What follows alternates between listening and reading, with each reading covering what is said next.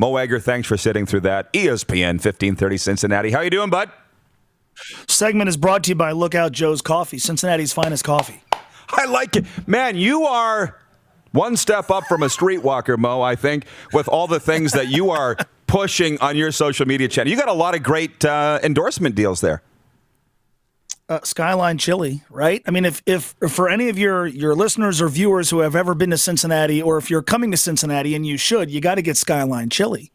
I mean, that is the absolute best. So, yeah. What about love Papa John's? Skyline. Papa John's is America's best pizza. I don't know. Can you get Papa John's where you are? Yep, we got one here. Better ingredients, better pizza, Papa John's. There you go. You're down some weight, Mo. What's up? I'm down weight? Yeah. Looks like it. Well, clearly I have you fooled. I guess so. I don't know. Something's different about you. Do you want me to take my shirt off? No, do you that's want me okay. to take my shirt off? It's okay, daytime right. television. It's not late at night. Hey, so the Bengals came out with their jerseys yesterday, their unis, and the guys have a picture of it. We put it up yesterday, and there it is. It's just popped over your face there, the Bengals. I have to be honest, and you said you wanted my opinion on this, so here it is. Fans had a good look on it. If you guys can bring Mo back on. Did they change it?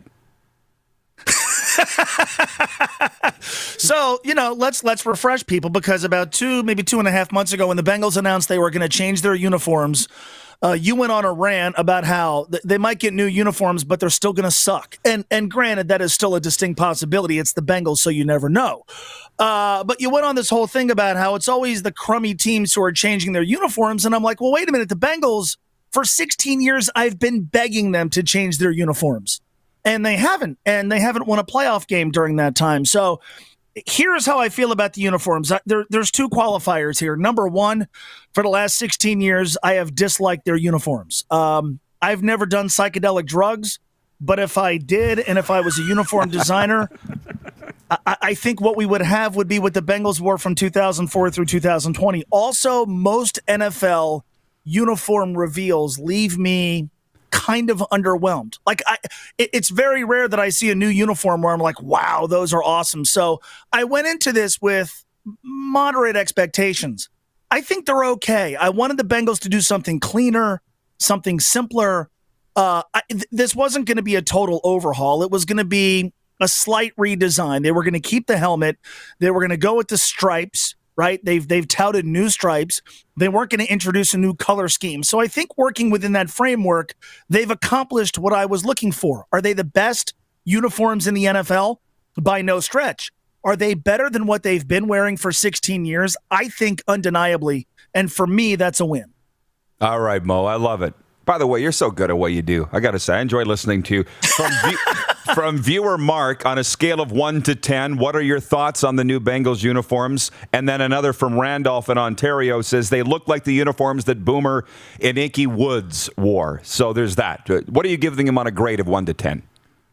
I'll give them about a 7. Again, I was probably never going to give it a 10. You'd have to go back to maybe the Seattle Seahawks, the last time I saw an NFL uniform redesign where I was like, wow, those are unbelievable. So, yeah, I'd go in the 6 to 7 range. There's a part of me that would love to see them introduce a white helmet with the old school Tiger logo they had back in '68, because I think that's just an awesome classic logo. And I think white helmets clashed against, darker colors. I think that looks really cool, but that was never going to happen. I give them about a 7. And you mentioned the uniforms the Bengals wore back in the 80s when they went to the Super Bowl in 81 and 88. That was a cleaner, sleeker look. There weren't as many colors all over the joint. And I think the one thing that they have done over the last 15 years is they've made orange a bigger part of what they do. Tigers are orange. They're not black with orange stripes. They're orange with black stripes. And so, back in the day when I was a kid, it was a black jersey or a white jersey. Now they have an orange jersey. And I think the current version of that with the black pants or the white pants looks really cool. Mo, so a lot of questions coming in as we move on from the jerseys. There's a lot of NFL fans in Canada, as you've learned, a lot of CFL fans too, and we are a hockey country. But they want to know your take with the draft starting next Thursday. What are the Bengals draft needs? They need offensive line help, and they need a degree of explosiveness on the offense that they didn't have last year. They need pass rush help. They have spent the majority of the offseason thus far retooling their defense. And I don't think to the point there where defensively you're going to be terrified of them. But I think if Joe Burrow is as good as we think, and that's him to be healthy, if he is as good as we think, and if they do a better job of protecting him, and if they can add another weapon and give them a pretty explosive core of guys offensively, then from a defensive perspective, they've only got to be slightly better, and this team should be okay. So I fully anticipate them to address the guard position. The question, this entire draft really, I think, to a degree, may hinge on what the Bengals do, because we've been having discussions for months about, all right, the 5th pick, if you have a chance to draft Jamar Chase, wide receiver from LSU, 20 touchdown year 2 years ago with Joe Burrow throwing him passes, a record-setting career at LSU, awfully enticing. Do you add him to a group of guys that includes Joe Mixon, Tyler Boyd, and T. Higgins? And do you have one of the best core of weapons in the AFC? Pretty convincing argument that the answer should be yes. Or do you take Penei Sewell, regarded by most as the best offensive line prospect in this draft? The Bengals season effectively came to an end last year when Joe Burrow was ridden off on a cart. So there's certainly an argument that you can make that you could spare no expense on protecting Joe Burrow, because if you don't, the weapons you have doesn't matter. I think what the decision comes down to is, how do you feel about the players who play those two positions that you can get on Friday? So, for instance, if you like the offensive lineman that you can maybe get with a 38th overall pick, then take a wide receiver with the 5th pick. If you like the wide receiver depth in this draft and you think you can get somebody that you can plug in immediately on Friday, then take Penei Sewell. The name Kyle Pitts is out there as well, who I think is going to be a great player, and people who know a heck of a lot more about the process than me would agree. I think he's viewed as kind of a luxury pick from a Cincinnati perspective, and I think there's a school of thought that says if you want Kyle Pitts, maybe you can trade down.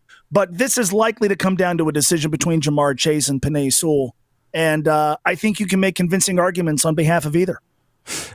Comments coming in here. There are a ton from Nelson Vo in Saskatoon. God, I love NFL draft talk. More. My brother, who I didn't think would be into this, Lee, has texted me and he says, Mo Egger is a beauty. He is a literal riding... No, I don't tell you, Mo. He is a literal riding the range cowboy. Wrangler jeans wearing, cowboy boot wearing. I didn't think he'd be into this. And he loves it. I don't own cowboy boots. I do want some credit, though, for my Cincinnati Mohawks t-shirt, the most successful franchise in the history of the IHL. I mean, I deserve some credit for that, right? I knew there was a reason that you would have been wearing that from the Iron League. Last time it was my Montreal Expos hat, because I have a soft spot in my heart for the Montreal Expos, and today I decided to rock my Mohawks t-shirt. I like it. And how long have they? Like, do you guys still have the Ducks? No, we have the Cincinnati Cyclones, who the ECHL season's not happening this year, and I know you folks can relate to that with the CFL and stuff. But for a while we had the Ducks and we had the Cyclones. The history of minor league hockey in this city is actually pretty extensive. But back in the 1950s, we had the Cincinnati Mohawks, who played in the AHL and they played in the IHL. Every year they were in the IHL, they won the regular season championship, and they captured 5 Turner Cups. Now, since then, we've had the Swords, we've had the Mighty Ducks, we've had the Cyclones, to different levels of success. But yeah, I like it. Even though the Mohawks were before my time, they were a successful franchise, and God knows we haven't had many of those. And you can still get the gear, clearly. Yes. Yeah, Jordan watching on YouTube, Jordan Ewart says, the Reds are at the top of the NL Central so far. Do they stay there? I see they're, 9-6 on top of the division. Is that a surprise? I saw you took in the games on the weekend. You're still sporting the sunburn. Go Reds, go. Yeah, they're off to a fun start. They've been a different team at home. They've played 9 games at home. They've won 7 of those. And so on the road, they have to perform better. The start is encouraging. 15 games is a little bit too much to make a sweeping conclusion about a 162-game season. But their offense, which was dormant last year, stands to be better this season. The early returns have been good. I think the question for this team is, how much do gains made offensively get offset by losses with the pitching staff. Trevor Bauer's not here anymore. A couple of really good relievers from last year's team aren't here anymore. Their starting pitching top to bottom is probably not going to be quite as good as it was last year.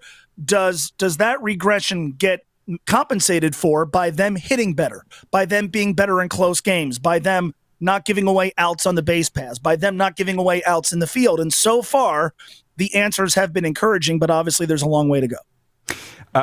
From Darnell Theros from Rockstar Supply Chain Solutions. They sponsor the Rockstar of the Day on this program. Darnell says, sounds like Mo needs some Rockstar of the Day merchandise to wear on the show next time. He's obviously a hat-wearing guy. Do you guys want to put that across the screen? Do you mind? Let's blow everybody's minds.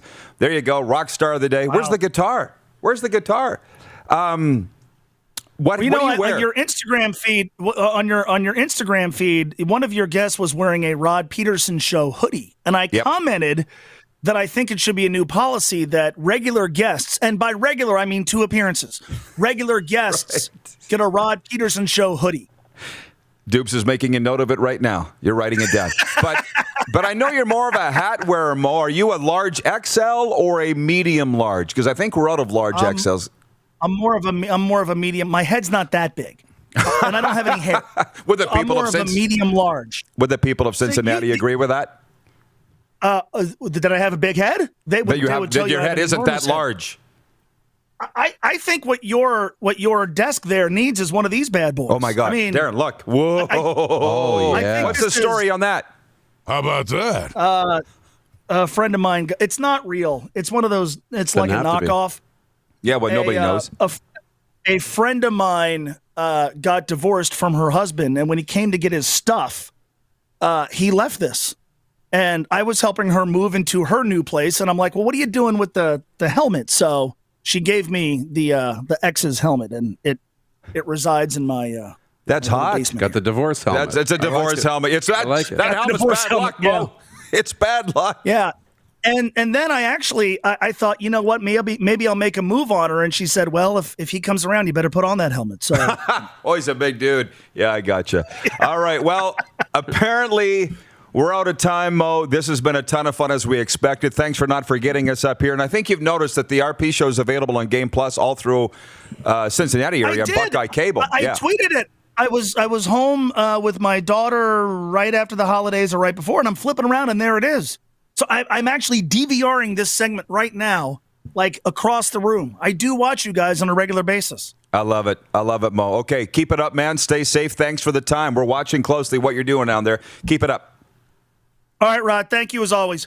The great Mo Egger. Afternoons on ESPN 1530 Cincinnati. I would never imagine in my wildest dreams that we'd take our sports trip to Cincinnati. I'd go, but we might. Second. We might have to. In a second. You're watching Rod Pedersen on demand. For more of the Rod Pedersen Show, visit rodpedersen.com or follow Rod Pedersen on social media.